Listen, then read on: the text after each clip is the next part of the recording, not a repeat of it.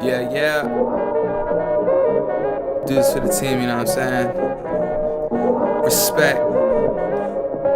Short and simple though. Nothing classy, nothing trashy, but nothing flashy either. Yo, shout out to the long nights. No stress when we break, even long as we tight. All blessings and no weakness when the time's right. Straight flexing, we all eating in one fight. No ref when we all beefing, yo.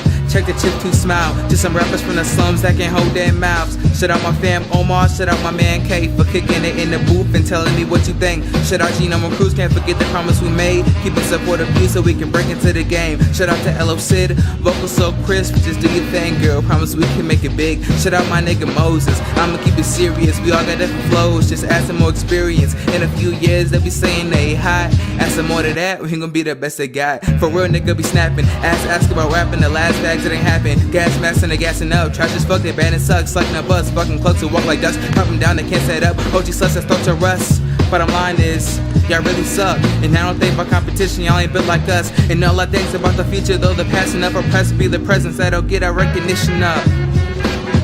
Novella. Word. Respect. Yeah, recognition. Started up the ignition. Homie, this is recognition. Oh yeah. Mike.